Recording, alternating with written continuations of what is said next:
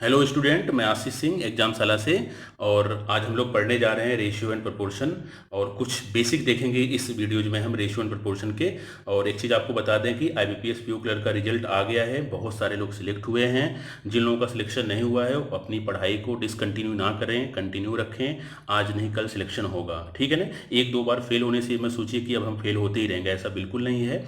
आप एक वे बनाइए पढ़ाई का, एक तरीका आपका होना चाहिए, एक टाइम टेबल होना चाहिए। उसी तरीके से आप पढ़ाई करिए, ठीक है। तो चलो हम देखते हैं क्या आज की वीडियो जो हम डिस्कस करने वाले हैं। तो सबसे पहले हम बात करते हैं कि रेशियो क्या होता है। तो जैसा कि आपको पता होगा कि रेशियो सिंपल, अगर हम सिंपल भाषा में बात करें तो ratio is the comparison of two और मोर क्वांटिटीज, ठीक है ना। कंपैरिजन, रेशियो क्या बताता है? रेशियो कंपैरिजन बताता है दो या दो से अधिक क्वांटिटीज के बीच में। एक और डेफिनेशन इसकी है कि ratio are the comparison of one thing to another. अगर आप पहली चीज़ का दूसरी चीज़ से कंपेयर करते हो तो कहीं ना कहीं रेशियो का यूज करते हो आप। Ratio indicates how many times one number contains another. Ratio ये भी बताता है कि पहला नंबर दूसरे नंबर का कितना टाइम्स है, ठीक है ना। 4/3 है कि 3/4 है। तो इस तरह से एग्जाम्पल अगर हम देखें तो यहाँ पे आपको दिख रहा होगा कि A:B रेशियो का साइन होता है, ये होता है। अब इसको हम पढ़ते क्या है, यहाँ पे लिखा है A to B भी पढ़ते हैं, A:B भी पढ़ा जाता है, दोनों सही है। Can be written as A/B। अगर कोई भी रेशियो लिखा है तो उसको हम फ्रैक्शन में लिख सकते हैं A/B, ठीक है। अब देखो यहाँ पे लिखा है A and B are called terms of the ratio. A and B are called terms of the ratio. मतलब ए और बी को हम टर्म्स बोलते हैं रेशियो का। ए जो होता है वो आपका फर्स्ट टर्म होता है और बी आपका जो होता है सेकंड टर्म होता है। जो आपका फर्स्ट टर्म होता है उसे क्या बोला जाता है? उसे बोला जाता है एंटीसीडेंट, ठीक है ना, एंटीसीडेंट। और जो सेकंड टर्म है उसको क्या बोलते हैं? कॉन्सिक्वेंट बोलते हैं। ये आपको पता होना चाहिए। कुछ चीज़ें हैं कि जो रेलवे में और एसएससी की बात करें तो वहाँ पूछी जाती हैं, ठीक है। छोटी छोटी चीज़ें हैं। तो आपको समझ में आया, फर्स्ट टर्म इसको बोलते हैं, सेकंड टर्म इसको बोलते हैं। नाम इसका क्या है? एंटीसीडेंट। और दूसरा क्या है? कॉन्सिक्वेंट। अब चलिए आगे बढ़ते हैं, देखते हैं क्या है। अब यहाँ पे लिखा है compound ratio. Ratios are said to be, देखो कंपाउंड रेशियो आप किसको कहोगे? Ratios are said to be compound if we multiply together the antecedents to new antecedent and the consequents to a new consequent. इसका मतलब है कि इसको हिंदी में पहले जान लो, हिंदी में क्या बोलते हैं? हिंदी में बोलते हैं कंपाउंड रेशियो को यौगिक अनुपात बोलते हैं। कंपाउंड रेशियो को ये पूछा गया है कई बार रेलवे में, ठीक है ना, कि इसका यौगिक अनुपात क्या होगा।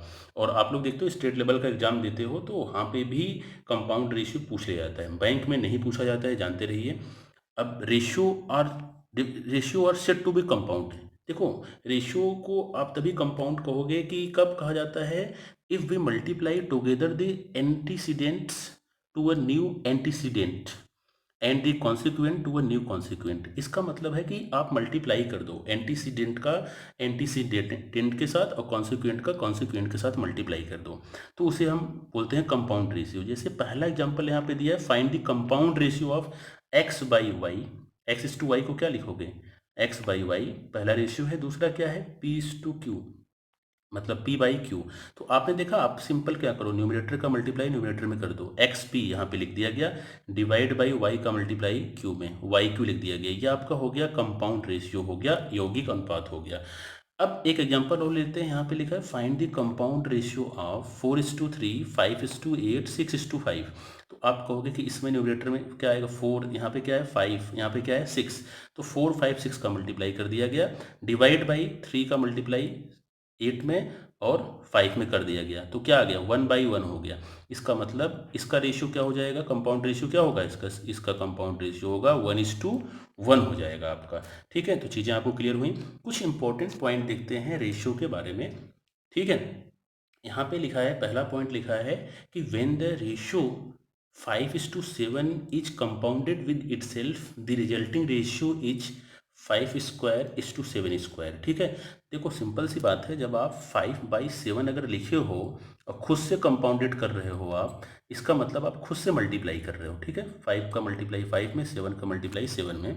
तो ये स्क्वायर हो जाएगा, 5 का स्क्वायर हो जाएगा, ये हो जाएगा 7 का स्क्वायर। वही चीज़ यहाँ पे लिखी गई है। तो इस चीज़ को पता है क्या बोला जाएगा? जब आप 5:7 को स्क्वायर के टर्म्स में लिखोगे तो इसको बोला जाता है डुप्लीकेट रेशियो, ठीक है ना। डुप्लीकेट रेशियो बोलते हैं हम इसको। किसका डुप्लीकेट रेशियो? जिसका आपने स्क्वायर किया है। अगर आप क्यूब कर दोगे तो उसको क्या बोलेंगे? ट्रिप्लीकेट रेशियो बोलते हैं। क्लियर हुआ? अगर आप स्क्वायर रूट निकालोगे जो दिया गया है रेशियो, उसका स्क्वायर रूट कर दोगे दोनों का टर्म्स का, तो उसे बोला जाएगा सब डुप्लीकेट रेशियो। यह रेलवे में पूछा गया है, ठीक है, जानते रहिएगा। 5⁻1/3, 7⁻1/3 मतलब क्यूब रूट की बात कर रहा है, ठीक है। क्यूब रूट समझ रहे हैं ना, किसी के पावर में आप 1/3 लगा दो तो क्यूब रूट निकाल लो इसका मतलब आप। तो यहाँ पे क्या हो रहा है, 5⁻1/3, 7⁻1/3, इसका मतलब हुआ कि इसको हम बोलेंगे सब ट्रिप्लीकेट रेशियो, ठीक है ना। इसका 5:7 का, बहुत सिंपल है, आपको समझ में आया। आगे एग्जाम्पल है, एग्जाम्पल के साथ में भी समझेंगे, तो इतनी चीज़ें क्लियर हो गई होंगी। नेक्स्ट आपका है कि if 2:3 be the given ratio, अगर कोई रेशियो दिया गया है 2:3, ठीक है, कोई रेशियो 2:3 दिया गया है, अगर आपने इसको 1/2 लिख दिया और इसको क्या लिख दिया आपने, 1/3 लिख दिया, इसका मतलब इन्वर्स लिख दिया आपने, या इसको आप ऐसे भी लिख सकते हो, तो वही चीज़ें लिखी गई हैं, देख रहे हो यहाँ पे वही चीज़ें लिखी गई हैं कि 1/2:1/3 और 3:2 इज कॉल्ड इट्स इनवर्स और रेसिप्रोकल रेशियो। तो इसको हम रेसिप्रोकल रेशियो ही बोलेंगे, किसका, 2:3 का। तीसरा आपका पॉइंट है, if the antecedent is equal to consequent the ratio is called the ratio of equality, ठीक है ना। अगर आपका रेशियो 5:5, जैसे एग्जांपल यहाँ पे क्या कर रहा है, एंटीसीडेंट और कॉन्सिक्वेंट इक्वल है, मतलब न्यूमरेटर और डिनोमिनेटर अगर आपका इक्वल है, तो उसको पता है क्या बोला जाता है, ऐसे रेशियो को हम बोलते हैं रेशियो ऑफ इक्वलिटी, पता होना चाहिए आपको। फिर आगे नेक्स्ट पॉइंट क्या है, फोर्थ पॉइंट है, if the antecedent is greater than consequent the ratio is called the ratio of greater inequality. मतलब बात बिल्कुल सिंपल है, अगर डिनोमिनेटर छोटा है न्यूमरेटर से, मतलब न्यूमरेटर अगर बड़ा है, तो इसको बोलते हैं रेशियो ऑफ ग्रेटर इनइक्वलिटी, ठीक है, रेशियो ऑफ ग्रेटर इनइक्वलिटी। अब नेक्स्ट पॉइंट है, if the antecedent less than consequent the ratio is called the ratio of less inequality.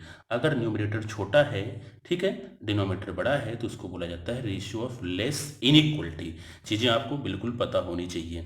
अब आगे देखते हैं, जैसे कुछ एग्जांपल हैं, आप सॉल्व करोगे इसको। लिखा है, फाइंड दी सब डुप्लीकेट रेशियो ऑफ 16:25, ठीक है। आपको क्या करना है, इसका आपको बताना है सब डुप्लीकेट रेशियो बताना है, सब लगा है, मतलब हमें इसका स्क्वायर रूट निकालना है। तो इसका स्क्वायर रूट क्या हो जाएगा, 16 का 4, इसका स्क्वायर रूट क्या हो जाएगा, 5, हो गया आंसर। ये आपका हो गया सब डुप्लीकेट रेशियो। आगे का एग्जांपल देखते हैं क्या पूछ रहा है, फाइंड दी सब ट्रिप्लीकेट रेशियो ऑफ 343:7:9। इसका आपको निकालना है सब ट्रिप्लीकेट रेशियो, सब लगा है मतलब क्यूब निकालना है आपका, ठीक है। ट्रिप्लिक मतलब सब ट्रिप्लीकेट का मतलब हम यहाँ पे निकालेंगे क्यूब रूट। तो 343 का क्यूब रूट क्या होता है, तो आप कहोगे 7 होता है, ठीक है। और 729 का क्या होता है, तो आप कहोगे 9 होता है। आपने क्या निकाल दिया, आपने निकाल दिया सब ट्रिप्लीकेट रेशियो। नेक्स्ट एग्जांपल देखते हैं, find the duplicate ratio of 14:17। इसका आपको निकालना है डुप्लीकेट रेशियो। तो अब डुप्लीकेट रेशियो निकालना है, तो कहोगे स्क्वायर कर दो। तो 14 का स्क्वायर क्या होता है, कहोगे 196 होता है। 17 का स्क्वायर क्या होता है, 289। क्लियर है, ये हो गया आपका डुप्लीकेट रेशियो, सही है। आगे देखते हैं क्या है, अब कुछ बेसिक चीज़ें देखते हैं, फिर नई चीज़ें आपको बताएंगे। अब जैसे यहाँ पे लिखा है कि रेशो, देखो रेशो के क्वेश्चन को सॉल्व करने के लिए कुछ बेसिक चीज़ें आपको आनी चाहिए। जैसे लिखा है कि A:B इज इक्वल टू 2:3, कोई शेयर है, ए को 2 यूनिट मिल रहा है, तो बी को कितना मिल रहा है, 3 यूनिट, यही तो कंपेरिजन है। और B:C का कंपेरिजन कर रहा है, तो बी को कितना मिल रहा है, 7, और सी को कितना मिल रहा है, 3, 7 और 3 मिल रहा है। अब क्या कह रहा है कि ए बी सी क्या होगा, तो ए बी सी क्या हो जाएगा, तो अब देखो ये क्या बी और बी बराबर है यहाँ पे, तो बी और बी नहीं बराबर है, यहाँ 3 है और यहाँ क्या है, 7 है। तो अब आप, एक तरीका है बिल्कुल, अगर आप पहली बार पढ़ रहे हो तो आप क्या करो, बी को बराबर करो दोनों में, ठीक है ना। बी को दोनों को क्या करोगे, दोनों में बी को आपको बराबर करना है। यहाँ 3 है और यहाँ क्या है, 7, तो ऊपर 7 से मल्टीप्लाई करो और नीचे किससे मल्टीप्लाई करोगे आप, 3 से मल्टीप्लाई करोगे। तो क्या हो जाएगा रेशियो आपका A:B का, ठीक है। ये आपका बेसिक मेथड बिल्कुल बता रहे हैं, तो आप लिखोगे 14 और यहाँ पे क्या लिखोगे, 21, और ये क्या हो जाएगा आपका B:C हो जाएगा 21, और ये क्या हो जाएगा, 9 हो जाएगा। ये आपका क्या आ गया, अब देखो, आपने रेशियो मल्टीप्लाई कर दिया, रेशियो मल्टीप्लाई करोगे कोई फर्क नहीं पड़ता है क्योंकि आपने सभी टर्म्स मल्टीप्लाई किया है। अब ये क्या होगा, ए इज टू बी, देखो 14:21 हो गया, B/C हो गया, 21:9 हो गया, दोनों में बी बराबर है ना। देखो यहाँ भी है, सेम है, तो आप इसको लिख लोगे 14:21:9। ये हो गया तरीका, लेकिन इसको कोई यूज नहीं करता है, मैंने बता दिया बस आपको। सब शॉर्टकट यूज करते हैं। शॉर्टकट क्या है, शॉर्टकट है अपोजिट एन बना दो, ठीक है। अपोजिट एन का मतलब 7 2 जा क्या होता है, तो आप कहोगे 7 2 जा होता है 14, फिर आप 7 का मल्टीप्लाई 3 में कर दो, ठीक है ना, इस वाले 3 में, तो कितना हो जाएगा 21, और लास्ट में आप क्या करोगे, 3 3 जा क्या हो गया 9 हो गया। ये कितना हो गया 14 21 9, वही लिखा गया है। अपोजिट एन आप बना दोगे, ठीक है ना, अपोजिट एन बनाओगे। 2 का मल्टीप्लाई 7 में, 7 का मल्टीप्लाई 3 में, 3 का मल्टीप्लाई 3 में, ये आपका हो गया रेशियो, आपका बैलेंस हो गया। A/B/C को आप एक साथ लिख सकते हो इस तरीके से। कभी आप मत करिएगा कि 2:3 हम लिख दें 3, ऐसा बिल्कुल नहीं होगा, ठीक है। चलिए अब देख लेते हैं, अगर यहाँ पे एक टर्म्स और बढ़ जाए, ठीक है, जैसे डी की भी बात कर लेते हैं, तो इसको कैसे सॉल्व करेंगे। देखो ये क्वेश्चंस में यूज होते हैं, ये पूछा नहीं जाता एग्जाम में, बताओ ये कितना होगा, ये इसके बिहाफ पे हम क्वेश्चंस को सॉल्व करते हैं। अब देखो पहला तरीका है कि आप सीधा सीधा सबको लिख लो, ठीक है, A/B/C जितने टर्म्स हैं सबको लिख लो।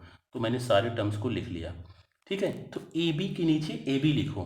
तो A/B कितना दिया गया है, तो आप कहोगे 3:2 दिया गया है। B/C कितना दिया गया है, तो आप कहोगे 5:7 दिया गया है, लिख लो। C/D कितना दिया गया है, तो आप कहोगे 3:5 दिया गया है, लिख दिया मैंने, ठीक है। अब आप लाइन यहाँ पे खींच लो। देखो बिल्कुल सिंपल है, जितने टर्म्स रहेंगे, देखो यह मेथड जानना जरूरी है। कभी कभी होता है कि D/E भी आगे दे देगा, D/E देगा तो यहाँ पे क्या लिख दोगे, यहाँ पे आप लिख दोगे E भी लिख दोगे, ठीक है। अब देखो क्या करना है, लिख दिया आपने ए बी के नीचे ए बी, बी सी के नीचे बी सी, सी डी के नीचे सी डी लिख दिया। जितने टर्म्स रहेंगे उतने टर्म्स हम लिख देंगे। 4 टर्म्स थे, मैंने 4 टर्म्स लिख दिए। अब देखो करना क्या है, यहाँ पे सी देख रहे हो ना, यहाँ पे स्पेस खाली है ना, तो जो स्पेस खाली है उसके बगल वाली डिजिट को आप लिख दो, यहाँ 2 लिख दो और यहाँ भी 2 लिख दो, ठीक है। अब इस 3 के पहले क्या खाली, 3 के बगल में खाली है, तो यही 3 आप क्या कर दो, रिपीट कर दो, और इसी को 2 बार आप रिपीट कर दो, और 5, ठीक है ना। अब यहाँ क्या हो जाएगा, यहाँ हो जाएगा 5, रिपीट। अब मल्टीप्लाई कर दो, 3 5 जा 15, और ये हो गया आपका 45, सीधा सीधा मल्टीप्लाई। इसका मल्टीप्लाई करो, यहाँ पे हो गया 30, और यहाँ पे कितना हो गया 42, और लास्ट में क्या हो जाएगा, लास्ट में अब देखो यहाँ पे भी 7 लिख दोगे, खाली था प्लेस ना, जो प्लेस खाली है वही डिजिट उसके बगल वाली आपको रिपीट करनी है। तो यहाँ पे कितना हो जाएगा, 2 7 जा 14, और 5 जा कितना हो जाएगा 70 हो जाएगा। क्लियर हुआ, ये तो हो गया आपका पहला तरीका, समझ में आया। अब हम देख लेते हैं दूसरा तरीका कैसे सॉल्व करेंगे इसको हम। दूसरा तरीका क्या है कि आप सीधा सीधा पहले स्टेप में क्या करो, सीधा सीधा मल्टीप्लाई कर दो, डायरेक्ट तरीका। पहली लाइन में सीधा सभी का मल्टीप्लाई कर दो, सबका मल्टीप्लाई करोगे तो कितना हो जाएगा, 3 5 जा 15, 3 जा कितना हो जाएगा 45 हो जाएगा। तो आप लिखोगे 45, लिख दो, ठीक है। पहली लाइन में सीधा मल्टीप्लाई हुआ है। दूसरी लाइन में क्या करना है कि 2 स्टेप ऊपर जाने के बाद मल्टीप्लाई, मतलब 3 का मल्टीप्लाई 5 में, फिर आपको क्या करना है 2 में कर देना है। तो कितना हो गया, 3 5 जा 15, 2 जा कितना हो गया, यह आपका हो गया 30।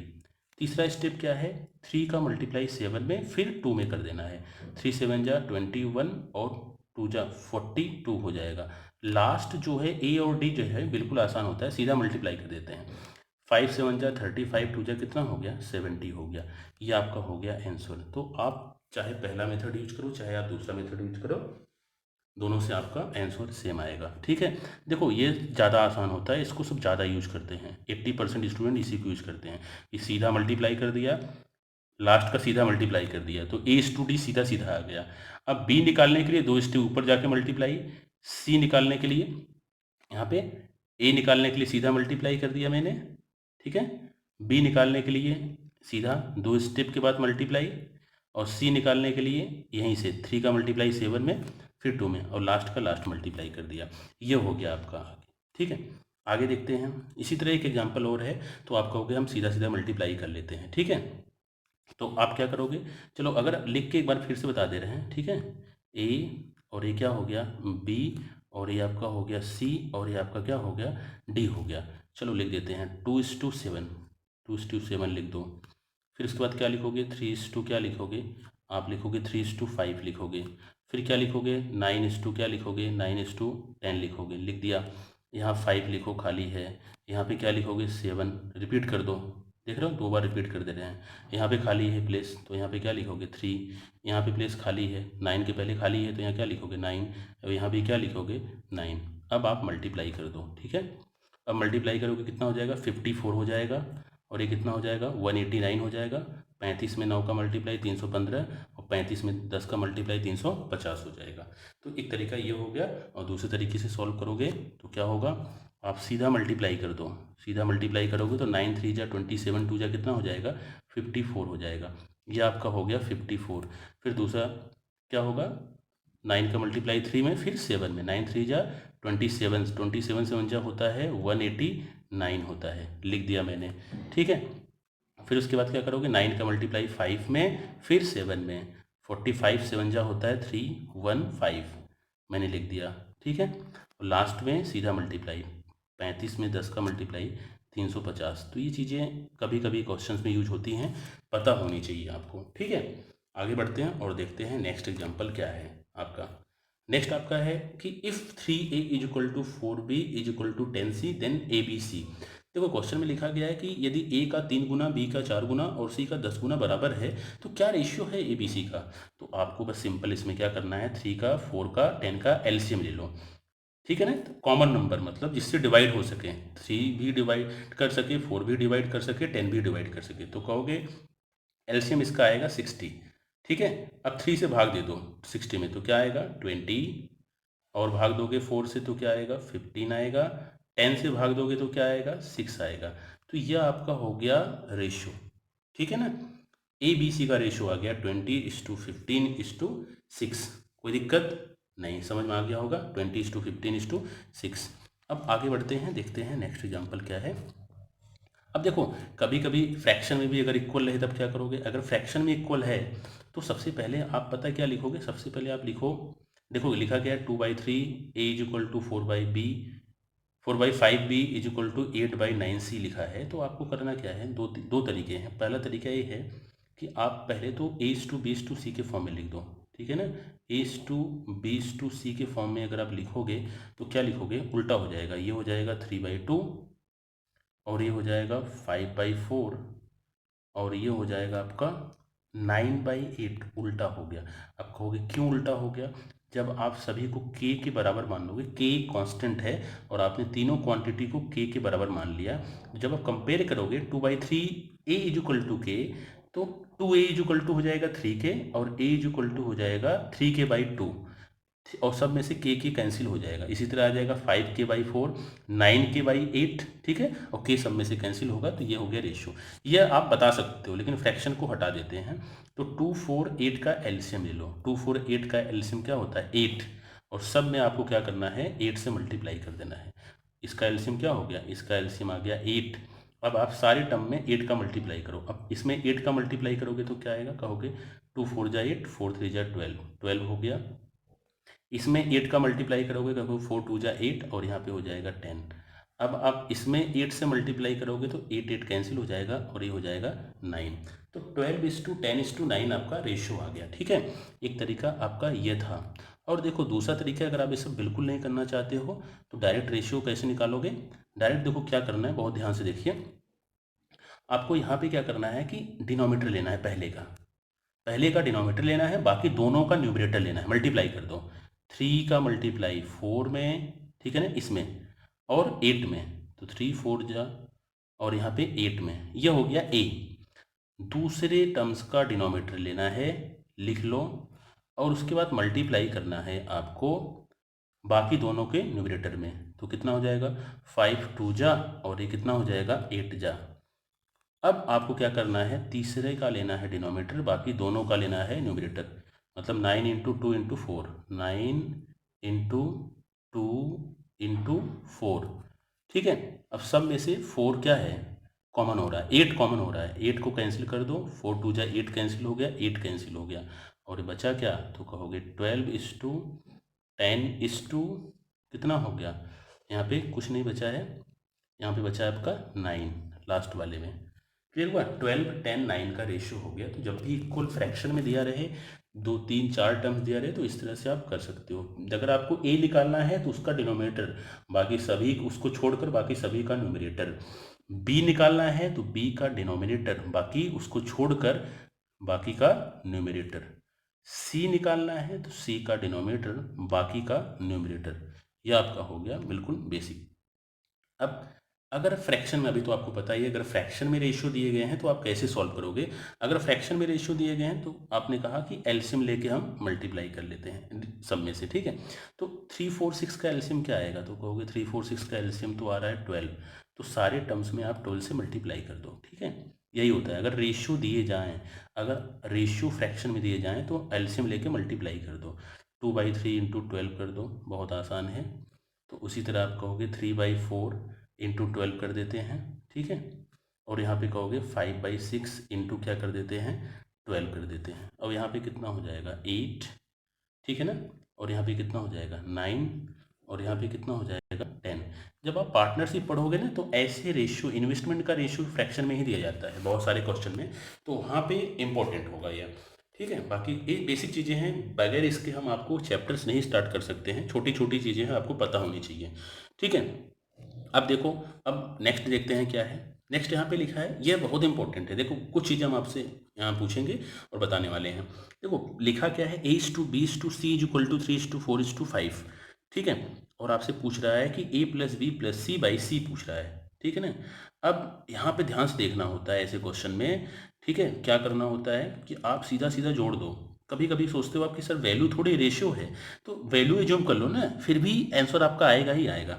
तो आपको सीधा सीधा क्या करना होता है, 3 को प्लस कर देना होता है 4 के साथ में और 5 के साथ में, मतलब ABC की वैल्यू आपने जोड़ ली और C की वैल्यू से डिवाइड कर दिया। तो 4 3 7 12 और 12/5, ये आपका हो गया आंसर। बताओ कोई दिक्कत? ये तो आपने कर लिया। अब दूसरे क्वेश्चन में कहोगे कि sir A² + B² + C² divide by सी है, तो हम क्या करेंगे, हम यही अप्लाई करके आंसर बता देते हैं। जैसे जब मैं पढ़ाता हूँ तो सब लोग आंसर बताते ही बताते हैं। पहले का आंसर मैं बिल्कुल कहता हूँ बिल्कुल सही है, बहुत आसान है। दूसरा और आसान है, तो सब लोग क्या कहते हैं, इसका स्क्वायर करने के बाद, जोड़ने के बाद सी से भाग दे देते हैं, जो कि बिल्कुल गलत होता है। पहला तो सही है। अब देखो दूसरा जो होगा, दूसरे का आंसर होगा CND होगा, ठीक है। दूसरे का आंसर आप नहीं बता सकते, क्यों? क्योंकि यहाँ पे डिग्री अलग है।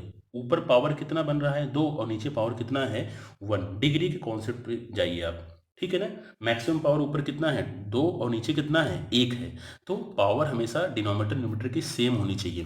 पावर के साथ साथ मैं डिग्री की बात कर लेता हूँ, नहीं तो आप भी दूसरा एग्जाम्पल लेंगे तो आप कहोगे सर अभी तो आप कह रहे थे कि पावर सेम होनी चाहिए, ठीक है। ऐसा कुछ नहीं, डिग्री दोनों की सेम होनी चाहिए, ऐसे कहो, न्यूमरेटर और डिनोमिनेटर की। अगर यहाँ C² होता तो आपका आंसर आ जाता, तो दूसरे का आंसर होगा CND।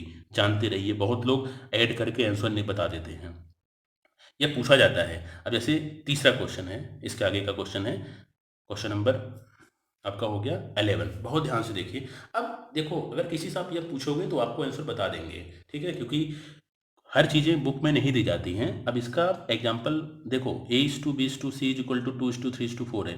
तो अब आप क्या करोगे, इसका आंसर आएगा कि नहीं आएगा, पहले खुद सोच लो। नहीं आएगा तो आप कहोगे सर पावर तो ऊपर 1 है और नीचे भी 1 है, लेकिन बीच में देख लो मल्टीप्लाई हो रहा है। जब आप मल्टीप्लाई करोगे तो ऊपर B² बनेगा कहीं ना कहीं, ठीक है ना। डिग्री ऊपर क्या आ रही है, ऊपर डिग्री 2 आ रही है और नीचे डिग्री क्या है 1, ठीक है। तो क्वेश्चन की डिग्री कितनी हो गई, तो 2 - 1। चलो हम डिग्री, अब ऊपर डिग्री 2 है, नीचे डिग्री 1 है, बस इतना ही जानो। डिनोमिनेटर की डिग्री 1 है, न्यूमरेटर की डिग्री कितनी है 2 है। तो आप आंसर नहीं बता पाओगे। क्यों नहीं बता पाओगे, क्योंकि डिग्री अलग अलग है। अब इसी क्वेश्चन में अगर आपसे कहा जाए कि बताओ, अगर मैं यहाँ सी से यहाँ सी रख दूँ, बहुत इंपॉर्टेंट कॉन्सेप्ट है। अगर मैं यहाँ पे स्क्वायर या C+A का स्क्वायर कर दूँ तो क्या आंसर आएगा, बिल्कुल आएगा, क्योंकि यहाँ मैक्सिमम पावर 2 है, ऊपर भी मैक्सिमम पावर 2 है, डिग्री सेम हो गई। अब यहाँ पे देखो कितने क्वेश्चन मैं बनाने जा रहा हूँ, बहुत ध्यान से देखिए। अब किसी ने कहा कि अगर हम यहाँ पे C रख दें, C+A/C, तो क्या आंसर आएगा। तो कुछ लोग कहेंगे हाँ C² यहाँ बन जाएगा मल्टीप्लाई करने पे, और ऊपर क्या बन रहा है, ऊपर भी स्क्वायर की टर्म में बन रहा है, मतलब ऊपर की डिग्री 2 न्यूमरेटर की और डिनोमिनेटर की डिग्री 2, इसका भी आंसर आ जाएगा, ठीक है। अब मैं अगर यहाँ से आपसे पूछूं कि बताओ C+A में अगर हम B का मल्टीप्लाई कर दें तो बताओ, ठीक है ना। डिग्री क्या होगी इसकी, और आंसर आएगा कि नहीं आएगा। क्वेश्चन में क्या किया गया, मैंने a plus B into B plus C upon C plus A into B मैंने कर दिया। बताओ आंसर आएगा। तो आप कहोगे कि सर आंसर तो इसका नहीं आएगा, क्योंकि ऊपर तो बी स्क्वायर बनेगा मल्टीप्लाई करने पे, और नीचे जो है वो सर बन जाएगा बी सी और बन जाएगा बी ए। ठीक है, आंसर इसका नहीं आएगा, बिल्कुल गलत है, आंसर आएगा बी सी का मल्टीप्लाई हो रहा है ना। तो आपको पता होना चाहिए कि डिग्री क्या होती है, डिग्री होती है अगर दो टर्म्स सेम हो चाहे अलग अलग हो, अगर मल्टीप्लाई आप कर रहे हो तो उनके पावर ऐड हो जाते हैं। डिग्री का कॉन्सेप्ट मैं बता रहा हूँ। तो यहाँ पे कितनी डिग्री है, 2, ऊपर भी कितनी है, 2, तो आंसर आएगा। ठीक है, अगर आपसे पूछा जाए कि AC की डिग्री क्या है, तो आप AC की डिग्री, यहाँ पावर 1 है, यहाँ कुछ नहीं तो पावर 1 होता है, 2 होगी। ठीक है, जरूरी नहीं है कि टर्म्स सेम होने चाहिए, तो यह डिग्री का कॉन्सेप्ट होता है। अगर 3 टर्म्स का मल्टीप्लाई कर दिया तो उसकी डिग्री 3, 4 टर्म्स का मल्टीप्लाई कर दिया तो उसकी डिग्री 4, अगर बीच में प्लस है तो ये ऐड नहीं होती है डिग्री। ठीक है, डिग्री हमेशा मल्टीप्लाई में ऐड होती है, जब 2-3 टर्म्स का मल्टीप्लाई करो आप तो डिग्री आपकी ऐड होगी, तो इसीलिए हम इसका आंसर आ जाएगा। ठीक है, तो ये चीज़ें इंपॉर्टेंट थी। चलो अब आगे बढ़ते हैं, देखते हैं क्वेश्चन नंबर 12 है। क्वेश्चन नंबर 12 में लिखा है कि A:B is equal to 5:7, C:D is equal to 2:3B।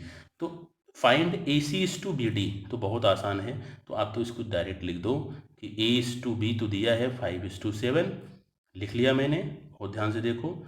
और फिर कह रहा है कि C:D, अब C:D क्या कह रहा है कि 2A, A का डबल है, A कितना है, 5 है, तो डबल इसका कितना हो जाएगा, 10 लिख दो। 3B का मतलब कह रहा है कि B का ट्रिपल है, B कितना है, तो कहोगे B 7 है, तो कितना हो जाएगा, ये हो जाएगा 21। आपको वैल्यू मिल गई। AC निकालना है तो आप कहोगे कि AC:, क्या निकालना है, तो कहोगे AC:BD निकालना है, तो AC का मल्टीप्लाई कर दो और BD का मल्टीप्लाई कर दो। ठीक है, B इंटू डी कर दो, A इंटू C करोगे तो 5 10 जा कितना आएगा, 50, और आप B इंटू डी करोगे तो B 7 है और D यहाँ से कितना है, 21 है, तो कितना हो जाएगा, 147 हो जाएगा। क्लियर है, 50:147 हो गया, तो ये आपका हो गया आंसर। आगे बढ़ते हैं और देखते हैं क्वेश्चन। देखो यह क्वेश्चन पेपर में आया हुआ क्वेश्चन है और बहुत इंपॉर्टेंट है, देखते हैं क्या होगा इसका आंसर। लिखा है कि A/B + C is equal to B/C+A is equal to C/A+B, then each fraction is equal to, प्रत्येक फ्रैक्शन किसके बराबर होगा। तो देखो प्रत्येक फ्रैक्शन किसके बराबर होगा, आपको क्या करना है, सिंपल। आप देखो अगर 3 टर्म्स लिखे गए हैं, ठीक है ना, एक ऑर्डर को फॉलो कर रहे हैं, सिमेट्री को फॉलो कर रहे हैं, देख रहे हो ना, ए लिखा गया तो 2 जो बचे थे उनको प्लस किया गया, जब बी लिखा गया 2 बचे उनको प्लस किया गया, सी लिखा गया तो जो 2 बचे उनको प्लस किया गया, मतलब एक सीक्वेंस को फॉलो कर रहे हैं, तो और सभी आपस में बराबर हैं, तो हमेशा वेरिएबल की वैल्यू हम सेम रखते हैं। अब जो आपका मन करे वो आप रख दो, तीनों वेरिएबल की वैल्यू सेम रखते हैं ऐसे, ठीक है, तभी इक्वल होते हैं। वेरिएबल की वैल्यू सेम है, तीनों की वैल्यू सेम है, तभी इक्वल होंगे, नहीं तो इक्वल नहीं होते हैं। अब आप कुछ भी रख लो यहाँ पे, चलो रखो, क्या रखोगे, तो 1 1 रख देना, सबसे अच्छा तो क्या है 1 रख दो, ए की वैल्यू, बी की वैल्यू, सी की वैल्यू क्या रख दो, यहाँ पे 1 रख दो। जब 1 रखोगे तो ये आपका क्या हो जाएगा, 1/2 हो जाएगा, 1/1 + 2। दूसरा भी क्या हो जाएगा, 1/2। तीसरा भी क्या हो जाएगा, 1/2 हो जाएगा। मतलब हर एक फ्रैक्शन की वैल्यू क्या है, 1/2 है। बहुत सिंपल क्वेश्चन है, पेपर में देखने को मिल सकता है ये क्वेश्चन, ठीक है। चलिए अब आगे बढ़ते हैं, देखते हैं नेक्स्ट क्वेश्चन। अब देखो यह क्वेश्चन लिखा है कि if 6x² + 6y² is equal to 13xy, what is the ratio of x:y। देखो ऐसे क्वेश्चन को मैं तो कहूँगा बेसिक से मत सॉल्व करिए आप, ठीक है, बेसिक से नहीं, ऑप्शन से सॉल्व करने चाहिए, क्योंकि सिंपल पूछ रहा है x:y। जब भी आपसे टर्म्स पूछे x:y, a:b, b:c, ठीक है, या a:b:c, मतलब अलग है, कहीं पावर नहीं है x के, ठीक है, कहीं इसका प्रोडक्ट नहीं है, कुछ नहीं है, तो आप सीधा सीधा ऑप्शन पे जाओ, ठीक है ना। ऑप्शन जैसे इसका आंसर या तो 3:2 होगा या तो 2:3 होगा, बेसिक से सॉल्व करोगे तो आप जैसे ऑप्शन में दिया गया है क्वेश्चन, तो पहला आपने ऑप्शन उठाया, नहीं सही हुआ, दूसरा ऑप्शन आपने टेक किया, तीसरा मान लेते हैं कि ये ऑप्शन में था 3:2, आंसर ये है, तो आप जल्दी से देखो, चेक करो, 3 रखो तो एक्स की जगह कितना होगा, 3 का स्क्वायर 9, 9 6 हो जाएगा 54 हो जाएगा। ऐसे क्वेश्चन को ऑप्शन से ही जाओ, प्लस 6y² का मतलब 3:2 है तो 2 है y, तो 2 का स्क्वायर 4 और ये हो जाएगा 24 हो जाएगा। और यहाँ से क्या हो जाएगा, यहाँ से आप लिखोगे 13 एक्स वाई का मतलब लिखोगे 3 × 2। अब आप देखो क्या सेटिस्फाइड कर रहा है, सेटिस्फाई कर रहा है। कितना हो गया 78 = हो गया 78, मतलब आपका जो आंसर है वो सही है। अब 2:3 भी सही है, ठीक है ना, 2:3 भी सही है, लेकिन पेपर में दोनों आपको ऐसा नहीं कि दोनों ऑप्शन भी दिए जाएंगे, कोई एक दिया जाएगा। तो देखो ऐसे क्वेश्चन के लिए ऑप्शन से जाया करो आप। अब कहोगे सर बेसिक से अगर जाना हो तो कैसे जाओगे, देखो बेसिक सॉल्व करना मैं बता दे रहा हूँ, आप सॉल्व कर लीजिएगा। बेसिक से हिंट कर दे रहा हूँ, आपको क्या करना है, आपको लिखना है 6x² और यहाँ लिखना है इस -13xy को लेफ्ट हैंड साइड में लाइए, तो प्लस था तो माइनस हो गया, और यहाँ पे हो जाएगा ये +6y², ठीक है, और हो जाएगा = 0। अब आप यहाँ पे क्या करो 6x², अब 13x² को ऐसे ब्रेक करो कि वह 6 का फैक्टर और उसका जो ब्रेक करोगे फैक्टर कॉमन हो। तो आप कहोगे सर हम अगर यहाँ पे 9xy लिख दें तो कोई दिक्कत नहीं होगी, 9xy लिख दो और यहाँ पे क्या लिख दो आप 4xy लिख दो और यहाँ पे क्या लिख दो 6y² लिख दो, ठीक है, और = क्या है 0 है। अब चलो यहाँ पे कॉमन ले लो आप, ठीक है, अब सॉल्व कर लोगे ना, इसमें से कॉमन ले लो कितना 3x कॉमन ले लो, 3x कॉमन लोगे तो ये कितना हो जाएगा, ये हो जाएगा आपका 2x, और यहाँ पे क्या बचेगा 3x कॉमन लोगे तो कहोगे सर यहाँ पे बचेगा 3y बच जाएगा, ठीक है ना, 3 कॉमन लिए हो 3 से भाग दोगे तो 3y बचेगा। क्लियर हो रहा है। अब इसी तरीके से यहाँ से क्या कॉमन लोगे, यहाँ से कॉमन लोगे 2y कॉमन लोगे इन दोनों में, तो क्या हो जाएगा 2y कॉमन ले लिया तो क्या बचा, तो आप कहोगे सर 2x बचेगा, और यहाँ ठीक है ना 2y कॉमन लोगे तो क्या बचेगा यहाँ से 2x, और यहाँ पे फिर कितना बचा 3y, ठीक है ना, -3y। अब देख रहे हो 2x - 3y, यहाँ से 2x - 3y कॉमन हो गया, 3x - 2y = 0 करोगे तो आप देख रहे हो एक बार आएगा x/y 3:2 और एक बार आएगा 2:3, इतना तो हो जाएगा ना आगे सॉल्व करोगे तो, ठीक है ना। यहाँ भी है 2x - 3 और y है, ठीक है, ये कॉमन कर लिया आपने यहाँ से 3x - 2y, और कॉमन करने के बाद 3x - 2y = 0, x/2y निकालोगे 3/2 आ जाएगा। चलिए आगे बढ़ते हैं, क्वेश्चन नंबर 15 देख लेते हैं। देखो ये क्वेश्चन, इसको कैसे सॉल्व करेंगे, a/b = c/d दिया है, ठीक है ना, if a/b = c/d then the value of a² + b² upon c² + d² क्या होगा। तो कैसे सॉल्व करोगे, तो सबसे पहले हम क्या करेंगे, लिखेंगे कि a/b = c/d = k, एक कांस्टेंट है हमने मान लिया, ठीक है। अब आपको क्या करना है कि a को क्या करना है, देखो ये तभी सॉल्व करोगे जब ऊपर भी b के टर्म्स में हो जाए और नीचे भी d के टर्म्स में हो जाए। तो a/b = अगर k है तो a को आप क्या लिख सकते हो, तो कहोगे a को तो हम bk लिख सकते हैं, c/d = k है तो c = क्या लिख सकते हो, तो कहोगे c = हम dk लिख सकते हैं, ठीक है। तो अब सिंपल यहीं रख दो, आप a की जगह रख दो bk और c की जगह रख दो dk।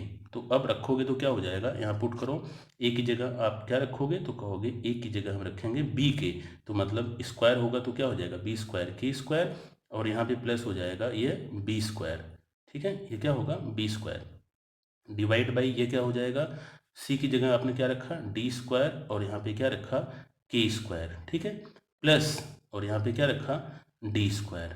तो अब कहोगे यहाँ पे कुछ कॉमन हो रहा है, तो आप कहोगे कि b² तो कॉमन हो रहा है, सही है, b² कॉमन कर लो तो ऊपर से बचेगा k² + 1, यही बचेगा ना k² + 1 अपॉन यहाँ पे क्या कॉमन हो रहा है, तो कहोगे यहाँ से d² कॉमन हो रहा है तो बचेगा क्या, तो आप कहोगे k² + 1 बचेगा, ये कैंसिल हो गया और आपका आंसर क्या आ गया, आपका आंसर आ गया b² अपॉन क्या आ गया k² आ गया। क्लियर हुआ, तो k² नहीं b² अपॉन क्या हो जाएगा, यहाँ पे d² हो जाएगा, तो यहाँ मैं लिख दे रहा हूँ b² अपॉन d², देख रहे हो ना। तो ये क्वेश्चन बिल्कुल आसान था, तो ऐसे क्वेश्चन को आप सॉल्व कर सकते हो, तो ये बिल्कुल बेसिक था। अभी दूसरी क्लास में भी कुछ इस तरह से क्वेश्चन लेके आएंगे हम, ठीक है, वीडियोज़ को बार बार देखिए, कुछ चीज़ें तो आपको समझ में आई होंगी। चलिए, और टेलीग्राम चैनल को आप ज्वाइन करिए और बहुत सारे वीडियोज हम आप तक पहुँचाते रहेंगे, ठीक है। Thank you for watching my video.